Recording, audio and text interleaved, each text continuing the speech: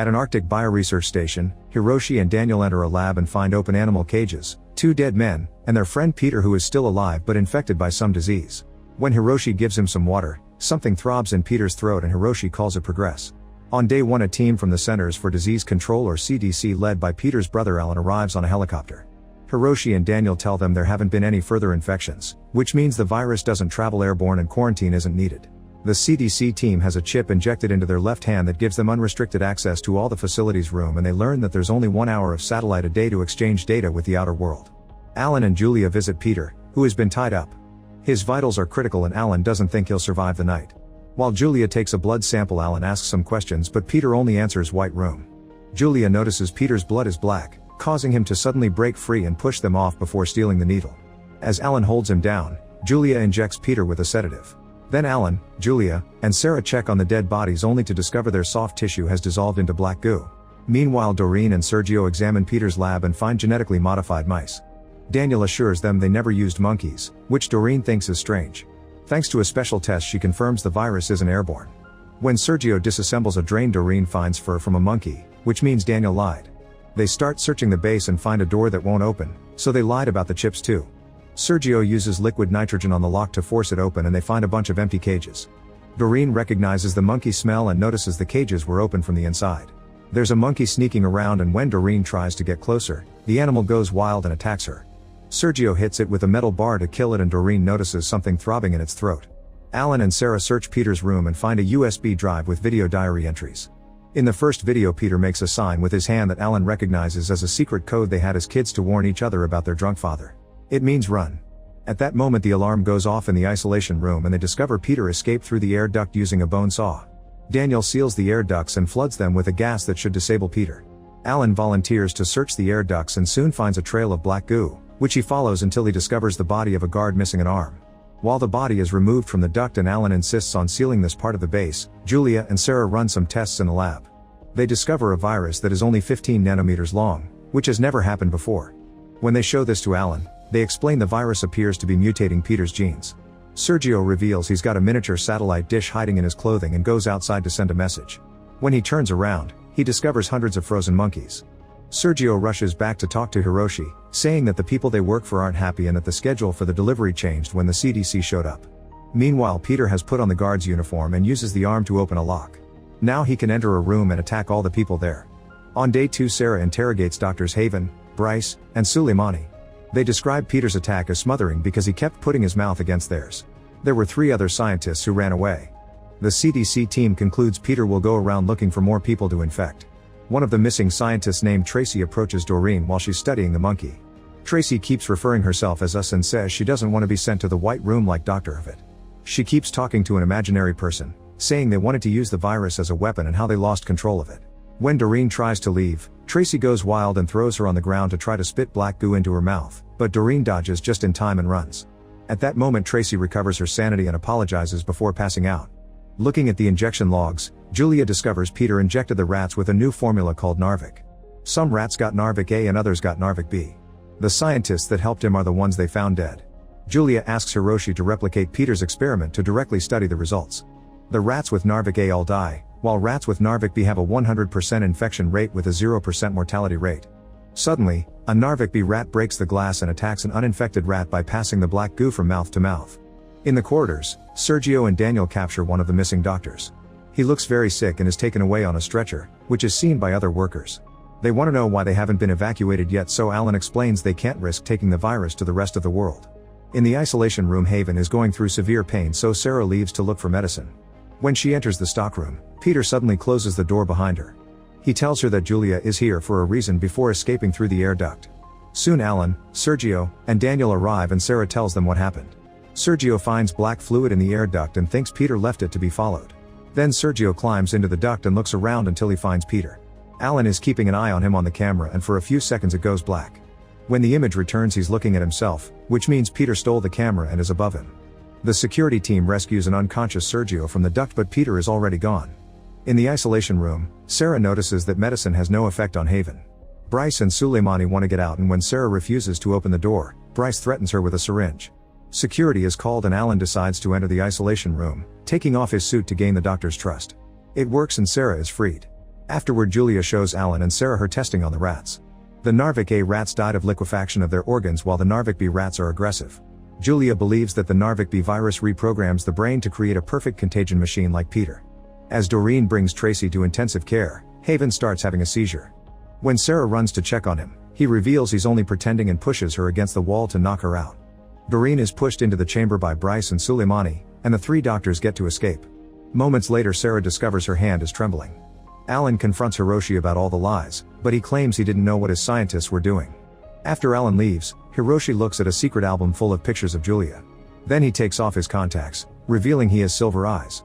In the shower, Julia is approached by Peter, who tries to kiss her.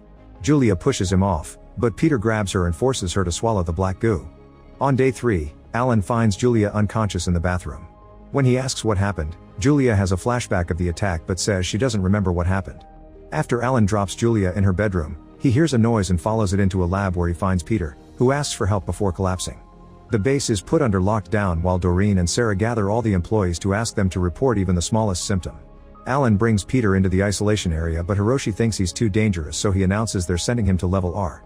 It's an abandoned lab with its own air circulation and tight security because it used to be a place for experiments in controlled fusion. Alan and Hiroshi are reviewing the situation when they suddenly bump into Suleimani, whose mouth is dripping black goo. When she apologizes and tries to approach Hiroshi, Daniel shoots her in her abdomen. With Hiroshi's help, Alan quickly removes the bullet and wraps up the wound. Meanwhile, Julia looks in the mirror and sees wounds appearing on her skin and the black goo in her mouth, but it's just a hallucination. Later, she notices that Sarah's hand is trembling while they're working, but Sarah blames it on lack of rest. After Julia takes another blood sample from Peter, she returns to the lab and Sarah informs her she's finally developed a test for the virus. 3 security guards are negatives, while Peter, Tracy, and the captured scientist are positives. While Sarah goes to tell Alan about it, Julia tests herself and gets a negative but still hides the test in her pocket. Sergio and Doreen return to the lab where she had been working with the monkey only to find it gone and the lab completely cleaned. Doreen wants to confront Hiroshi, but Sergio convinces her she would be wasting her time and offers to get her another sample. They go outside and Sergio uses a drill to take a sample from one of the frozen monkeys. In a corridor, Bryce is trying to force his way through a steel door with a fire axe, calling for someone named Duchamp. As Alan and Daniel surround him, Bryce begins coughing the black goo. He says there's a cure called Sidra behind the steel door and tries to attack Alan, so Daniel brings him down with a taser. While security takes Bryce to level R, Alan knocks on the steel door and Dr. Duchamp shows up to tell him there's no cure.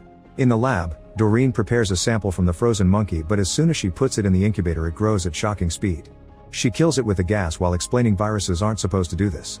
She wants to inform the others, but Sergio convinces her to keep the secret so this won't get cleaned like the other room. Alan mentions the incident to Hiroshi, who explains Sidra is an antiviral that has an almost 100% success rate, including hepatitis and HIV. The problem is that it has a 75% mortality rate. Hiroshi also admits that the base has a store of smallpox. When the tests are ready, all the employees are tested. The negatives are allowed to return to their rooms while the positives are sent to level R. The final result shows almost a third of the base is infected. Meanwhile, Daniel and his men go to move Suleimani and Bryce, but when they open the door, Suleimani tackles Daniel to try to give him the goo. Another guard tases her, but the shock only pushes her off and she uses the chance to run away. While the guards go after her, Daniel finds Bryce dead. In level R, Julia notices Sarah slipping and dropping things. She forces her to take the test, which comes out negative. Daniel arrives to tell them about Suleimani and is overheard by an employee, who tells the other patients. Panic ensues and everyone tries to run away. As a crowd gathers in the corridor, Suleimani throws a guard against the wall and begins transferring the goo. Julia coughs as she remembers her own attack and Daniel loses his gun when the crowd pushes him. When Suleimani is about to attack Julia, Alan grabs Daniel's gun and shoots her in the head. Then Julia shows Alan that she coughed the goo, so she must stay on level R2. It's decided that level R will be sealed off and Alan wants to call in the army when the satellite is available. In her bedroom, Sarah notices her hand trembling again and takes some medicine. She removes her shirt, revealing a large scar on the spinal column. Outside, someone in an army uniform puts an explosive on the satellite dish. On level R, Julia checks her own test and it still shows negative. Then she checks other positive results and some of them are now negative. This means the test doesn't work, so she tries to call the others. However, the explosive destroys the satellite and internal communications aren't working. On day 4, the scientists on level R make a plan to override the air scrubber system. This will leave the main base with no oxygen in 6 hours, which would force someone to come down. Julia tries to convince them that this is a dangerous plan, but the group kicks her out and leaves her in the corridor.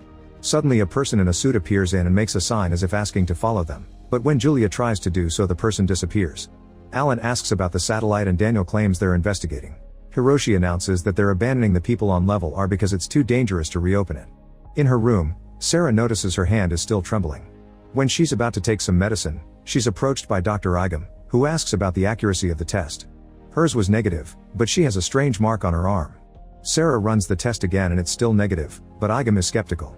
In the isolation room, Peter is squirming in pain and normal medicine isn't helping.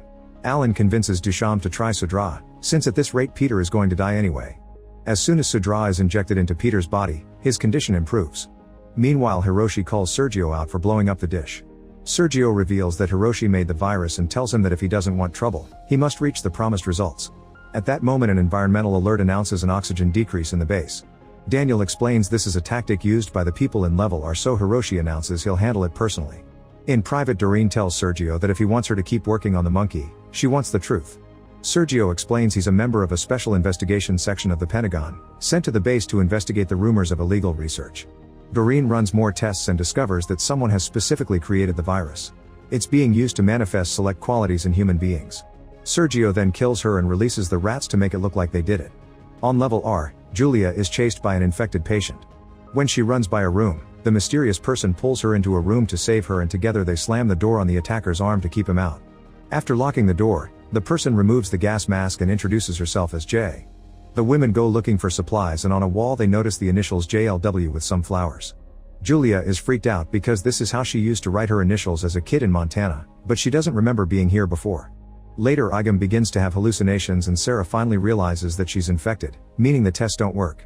Igam is an oncologist and can tell Sarah's symptoms indicate she has a tumor, but she agrees to keep it a secret as long as Sarah doesn't tell anyone that she's infected. Afterward, Sarah goes to see Alan to tell him that the test doesn't work but there aren't any infected people on that floor. At that moment, Peter wakes up and Duchamp discovers the virus is fighting back. Suddenly Peter has a heart attack, so Alan places him under artificial respiration to preserve him until a cure is found. Sarah's body is getting worse but she can't find the regular medicine, so she has to opt for something stronger. Igam is also getting worse, so Sarah gives her a strong injection too. Daniel informs Hiroshi that people are starting to feel sick over the lack of clean air, so Hiroshi reveals hidden stairs in his office. They quickly reach the air scrubbers and find the armed scientists ready to fight. One of them is puking black goo, so Hiroshi swears to help them. They believe him and turn the scrubbers back on, only for Hiroshi to then take Daniel's gun and kill them. Hiroshi tells Daniel to take the bodies away while he goes looking for Julia. On a corridor, Hiroshi comes across Haven but he just keeps walking without getting attacked. On day 5, Sergio burns all the frozen monkeys and sends a message to his boss, telling them he finished his mission and asking for evacuation. He gets a message back telling him his new mission is to find Dr. Avit. Suddenly the monkeys start screaming because they've been alive after all. Sergio goes to the office and searches Avit's name in the system but gets no results.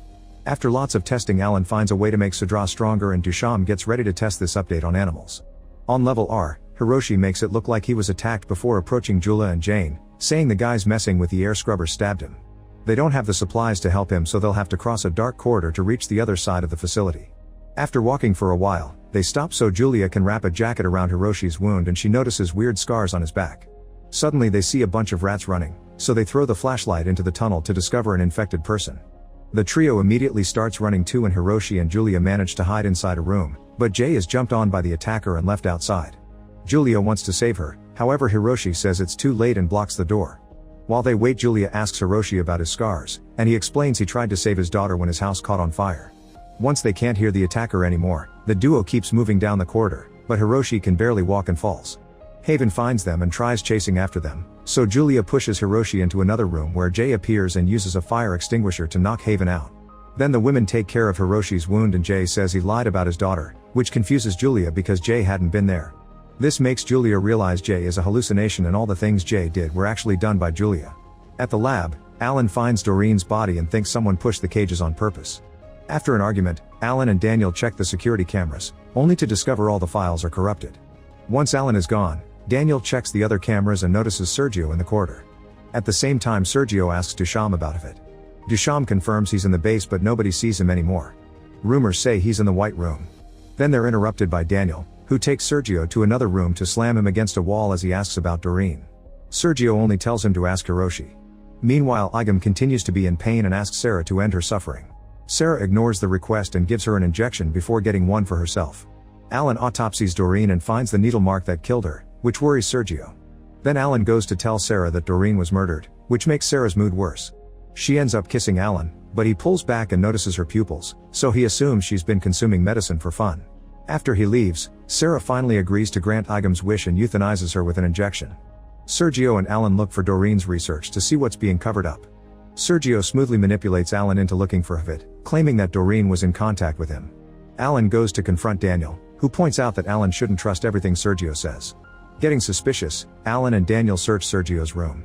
They find plastic explosives, the portable satellite dish, Doreen's research, and a message saying he's found Havit in the White Room, so evacuation has been scheduled. Hearing this, Daniel runs away. A confused Alan asks Dusham what the White Room is and learns it's an inside joke to refer to the Arctic. Outside, Daniel walks to a hidden spot where he pushes a button, causing several preserved heads to rise from under the snow, including Havit's.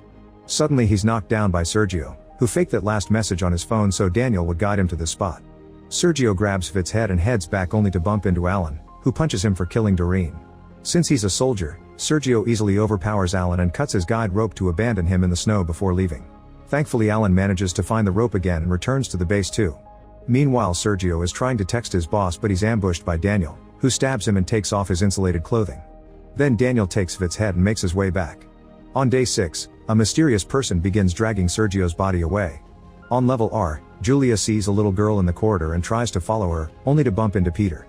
Realizing this isn't real, she checks on the girl again and notices the black goo in her mouth. At that moment she wakes up, confirming her infection is spreading, and she's still in the locked room with Hiroshi, whose wound has healed too fast. Outside the door there's a bunch of violent infected people and Julia hears a woman begging for help before passing out. When she wakes up, Hiroshi immediately gives her a sedative to put her to sleep again. Then he sneaks out and after blocking the door, he leaves through one of his secret passages. Back to Alan, he uses some chemicals and fire to burn a hole through the floor so he and Sarah can go down. The door to level R has a simple chain, so he starts sawing it, but he's interrupted by a bunch of infected people breaking through the window and reaching through to grab Sarah. Alan saws the guy's hand off to free her and they run back to the base. In a strange house, Sergio wakes up handcuffed to a bed. The mysterious person is Anana, the only peace officer in the local Inuit village. When Sergio tries to reach for some scissors, Anana stomps on his hand and chokes him a little. She asks him what's happening in the base and something about children, but he claims to know nothing. Then Anana shows him the pictures of the 31 children that have disappeared near the base. At the lab, Alan and Sarah discover that the virus is delivering something to the cells. At that moment Hiroshi returns, so Alan shakes him to make him talk. Hiroshi explains that Narvik was created to deliver a cure for all cancers, but someone else modified it into what they see now.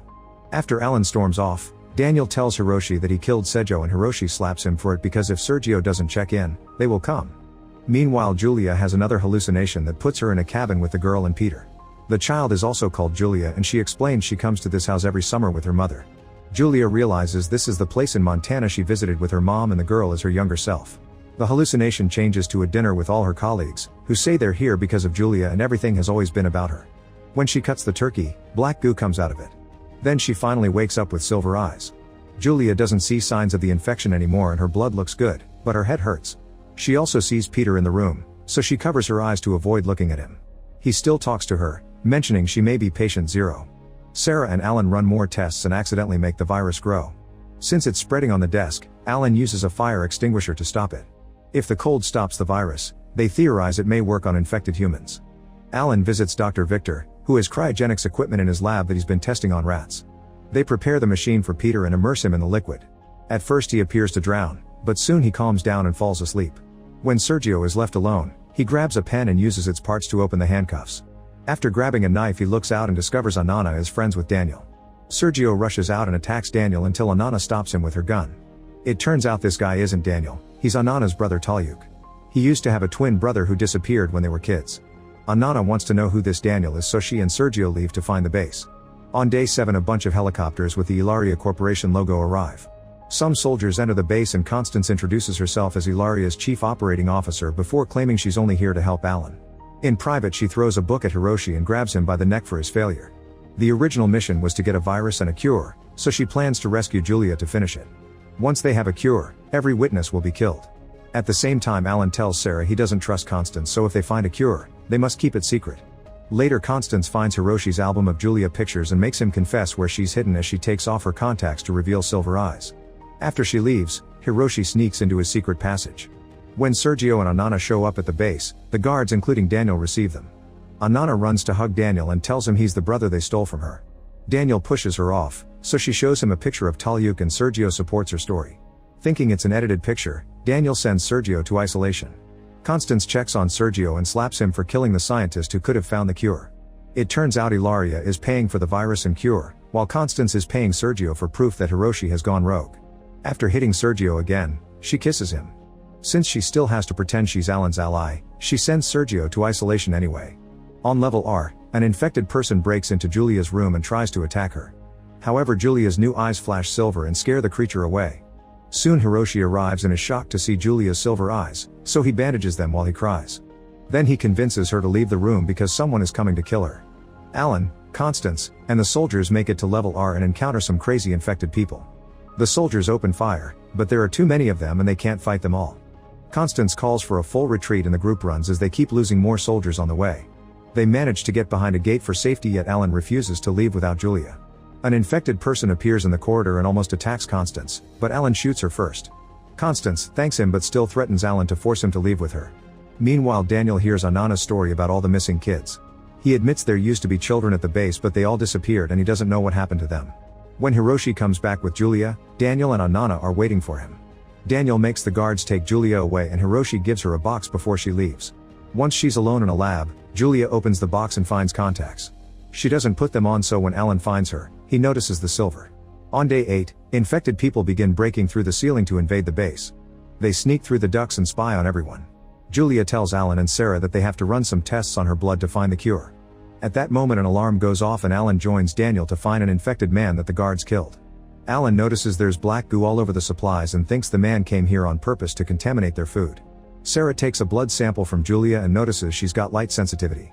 Julia asks her to keep the secret and takes off her contacts. In the meantime, Daniel gives Anana a uniform so she can pretend to be an employee. She checks on Sergio and stitches his wound while asking for help finding records on the missing children. Sergio refuses and mentions all the horrible things he's done to make her mad. Anana storms off and accidentally leaves the needle in the wound, so now Sergio can use it to pick the handcuff lock. At the entrance, Anana says goodbye to Daniel and gives him a family picture before leaving. Constance checks on Julia, grabbing her face to take a look at the silver eyes. Alan also arrives but the guards don't let him enter Julia's room. When Constance comes out, she announces Julia is now the property of the Ilaria Corporation and if Alan tries anything, he'll be shot. Afterward, Constance interrogates Hiroshi, wanting to know how he gave Julia the silver eyes. When he refuses to talk, Constance threatens to torture Julia. Alan is sent back to the lab and Sarah tells him she has found no cure in Julia's blood. He responds by asking for chemicals to create a big explosion. When Julia hears people moving in the ducts, she decides to climb in there too. Soon she's surrounded by infected people, who look at her and keep moving without attacking her. Julia keeps crawling too and makes it to the lab, where Alan and Sarah tell her to free Hiroshi so he can retake the base when they kill Constance. After Julia leaves, Alan calls Constance to the lab, claiming they've found a cure. When she's about to get close to a booby-trapped microscope, a guard notices the scientists sharing glances and tackles Constance as the microscope explodes. Alan and Sarah use the chance to run away and hide in another lab. At that moment, Constance talks through the speakers, announcing she'll kill Peter if Alan doesn't come out. Sarah finds a sound cannon in the room and thinks they can use it as a distraction. Outside the base, Anana finds Sergio trying to steal her snowmobile. She tackles him to the ground and they start fighting. Anana overpowers him, but Sergio manages to grab the gun and keys. At that moment some guards show up, so Sergio gives the things back to Anana to allow her to escape while he lets the guards arrest him. In the office, Julia jumps out of the ducts and releases Hiroshi, who immediately sedates her again. Moments later she wakes up with a torn photograph showing Hiroshi and her younger self. Unfortunately, the guards find her and capture her. Alan turns himself in but Constance still drains Peter's cryogenic suit and orders the guards to kill Alan. At that moment Sarah uses the sonic cannon on the guards and the power goes out. Some infected men fall from the ceiling and bring down the rest of the guards. Sarah keeps on using the cannon on Constance and the guard trying to capture her. Hiroshi makes use of the darkness to rescue Alan while Sarah runs away. The infected men take Peter's body and escape through the ducts. Hiroshi takes Alan and Julia to his office, only to discover Julia is gone. Meanwhile, Daniel informs Constance that the power box had goo, which means it was cut by the infected men. He overhears a guard announcing Julia has been captured and they'll be evacuating in an hour. Daniel rushes to the office to drop this information, so Hiroshi asks Alan to rescue Julia while he takes care of Constance. The guards muzzle and tie up Julia before putting her inside a box. Hiroshi goes to see Constance and they start arguing about the past, revealing they used to date. Constance calls Julia an abomination and Hiroshi's daughter. Their fight becomes physical and Hiroshi quickly overpowers Constance to finally kill her. Afterward, Hiroshi announces on the speakers that the Ilaria Corporation is no longer in control of the base. Alan and Sarah rescue Julia while Daniel and his men capture Constance's guards. Later, Daniel tells Hiroshi that he'll never forgive him for kidnapping him as a kid and uses his real name to refer to himself. Hiroshi grabs Constance's head and adds it to the collection of frozen heads in the snow. On day 9, Sarah is walking down a corridor when suddenly an infected man starts chasing her. She reaches a metal gate and hides behind it while Daniel's men capture the creature, revealing Sarah has been acting as bait so the team can clean up level R. Alan thinks it's strange they've only seen a few infected ones and around 50 are missing, so Daniel finally tells him that under level R is secret level X, where they keep all their virus samples. Everyone returns to the office and Hiroshi admits he created an apocalypse virus for Ilaria, but he insists the mutation wasn't his work. He also points out Ilaria will send an army next. Julia asks Hiroshi about the picture and he says he used to know her mother, so he would visit her in Montana sometimes. Daniel accesses the cameras on level X and discovers the area is full of infected people. They're spitting goo in a cup and feed it to Peter, who wakes up feeling stronger. Meanwhile, Constance's guard is taken to the cell and he tells Sergio that some men had orders to burn down Anana's village. Later, Victor shows Alan that his machine can put an infected person to sleep at minus 40 degrees, but he doesn't have enough gas for a whole floor. Alan realizes they can use the Arctic itself for their plan. Hiroshi and Sarah turn off the power while Daniel goes around handing out thermal blankets to other employees. With the power out, Sergio can pick the cell lock and escape. Constance's guard tries to do the same but Sergio beats him up to steal his things. Alan and Julia go down to level X and confirm that since the heater isn't on, all the infected people are now frozen. They carefully move among the bodies and reach the chamber with the virus samples. They have more samples than the CDC and Julia doesn't want Ilaria to keep them, so they start incinerating them all while noticing that Narvik is missing. At that moment, Sarah begins having a seizure, so Hiroshi has to turn the power back on to help her. On level X, the infected people begin waking up, so Alan and Julia need to leave. Since they're still half frozen, the infected ones lack the strength to attack properly and Alan only gets pulled a few times before he makes it to the exit with Julia. On their way to the stairs, Julia notices her initials carved next to a trapdoor and convinces Alan to go down there. To her shock, she discovers an exact replica of the cabin she grew up in. The duo leaves the cabin and discovers Peter has opened the door to surround them with infected people. Julia acts as a shield to keep them at bay with her silver eyes so she and Alan get to escape through the stairs. Meanwhile, Daniel finds the dead guard, so he rushes outside to stop Sergio from escaping. However, when Sergio tells him what will happen to the village, Daniel agrees to help. They leave on the snowmobiles but lose the trail mid-journey. Thankfully, Anana finds them and guides them to her home. At the village, they find the Ilaria soldiers loading up the civilians into a trailer to burn them later. Sergio gets close by pretending to be an officer who arrested Anana and claims Daniel works for him. When the other guards doubt his story, Daniel punches Talyuk as proof. The guards give Daniel a gun to finish Talyuk off, so he, Sergio, and Anana open fire, killing all the guards in seconds thanks to the element of surprise. Then Daniel helps Talyuk up and calls him brother, but Talyuk still punches him to get even. Afterward, Sergio tells them Ilaria will send more people, so all the villagers need to evacuate. While everyone starts packing, they realize a snowmobile is missing and they only killed 4 soldiers when there were 5. Daniel leaves on a snowmobile to find him. At the base, Hiroshi tells Alan and Julia about Sarah's tumor. While Alan takes Sarah to the infirmary, Julia asks Hiroshi for an explanation. Hiroshi takes out the other half of the picture, revealing that Julia's mother was Jay. Her actual name was Jane, but Julia mispronounced it when she was 4. The cabin on level X isn't a replica. It turns out Julia truly grew up there and was told they were in Montana. Hiroshi takes off his contacts and tells her he's her father. Jane left him after she discovered Hiroshi kidnapped Inuit children, although he claims he sent them to families that couldn't have kids of their own. When Julia asks about the silver eyes, he keeps lying, so she leaves the office. In the meantime, Victor has the missing Narvik sample and leaves the base. On day 10, Sarah is put into an MRI to scan her tumor and she starts hallucinating, thinking the infected people are bursting into the room. Alan snaps her out of it and informs her the tumor is spreading to her brain. Later, Hiroshi finds footage of Victor leaving with the Norvik. He thinks he'll just die in the cold, but Alan and Julia look at a map and discover there's an abandoned base 50 miles away. Thinking it may have a working radio, Alan and Julia leave for that base on a snow truck. Eventually, Alan and Julia make it to the abandoned base and find Victor trying to contact Ilaria. The duo fails to make him see reason and Victor attacks them, slashing Julia with his axe. Alan quickly grabs him and throws him through a window to win the fight.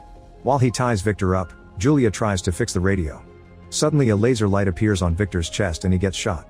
Alan and Julia rush to hide while the shooter keeps on firing and asking for the virus.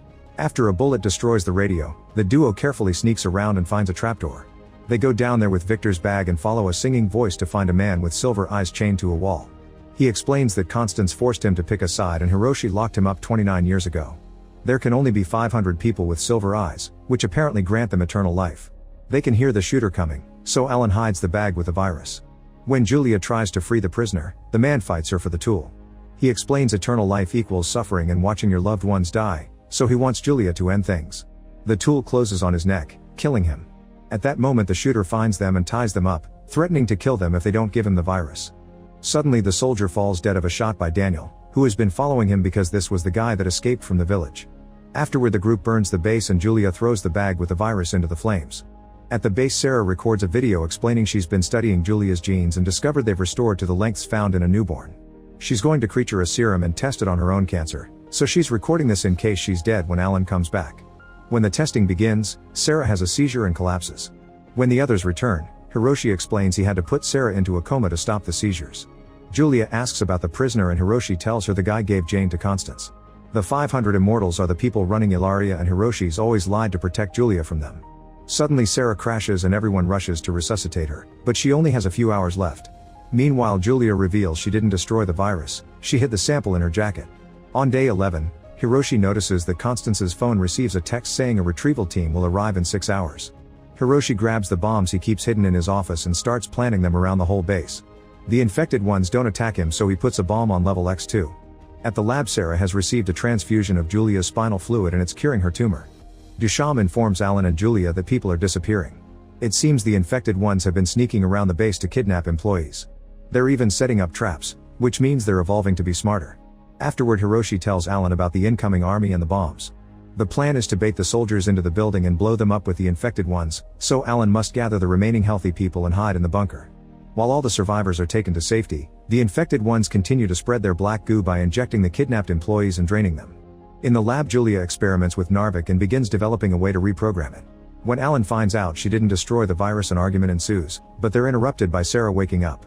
She feels much better and has an idea to finish the cure.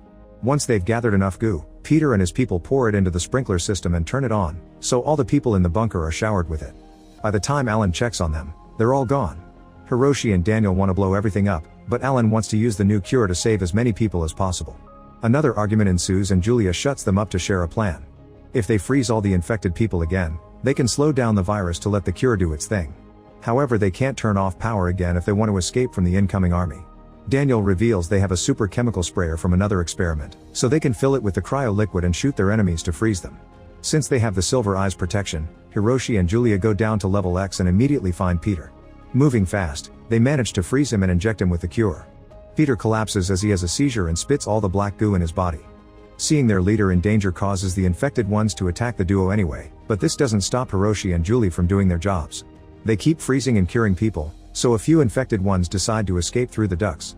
After the cured people are taken to the bunker, the alarm goes off announcing the arrival of the Ilaria soldiers.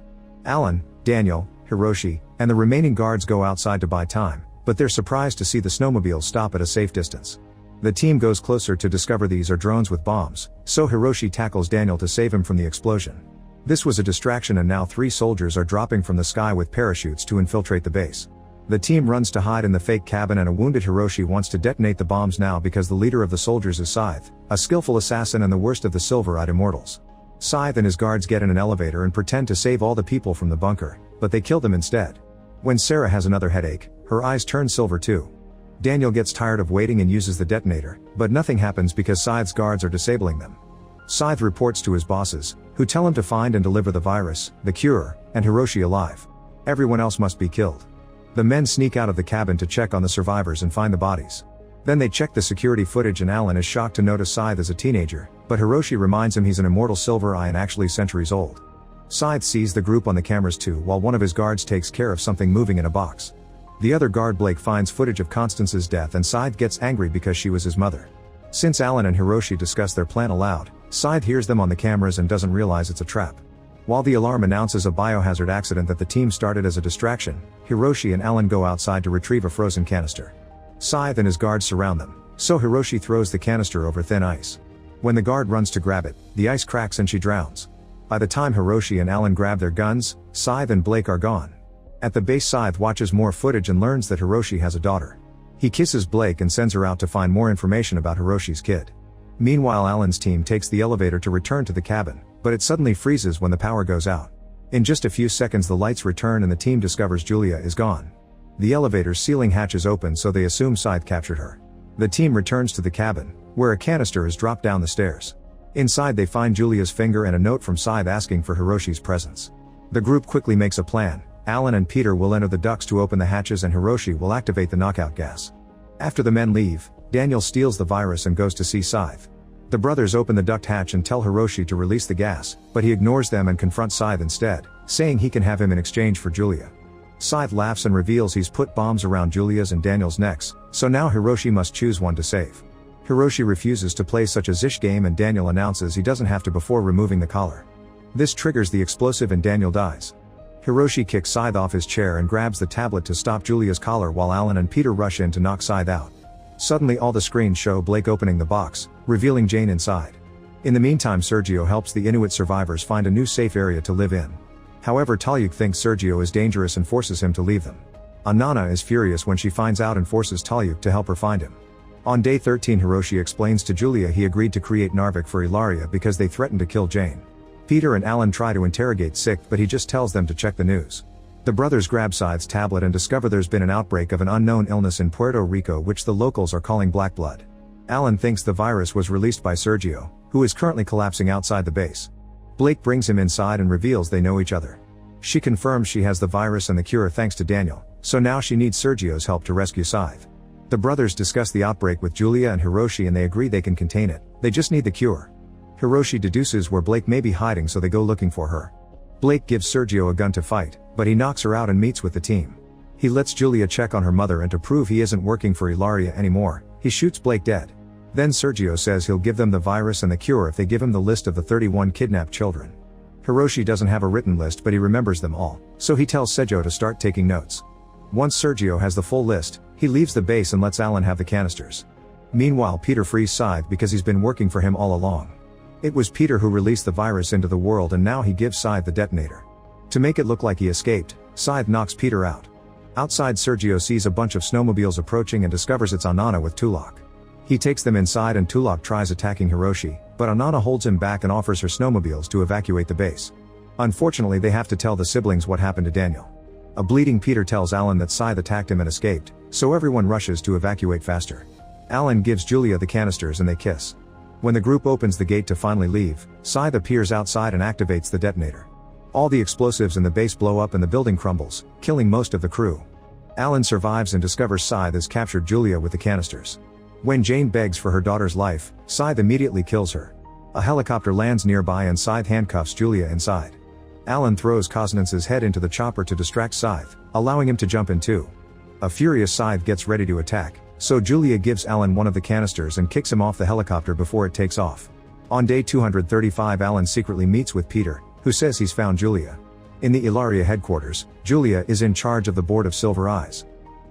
Make sure to subscribe and turn on notifications so you can watch more videos like this. Thanks for watching.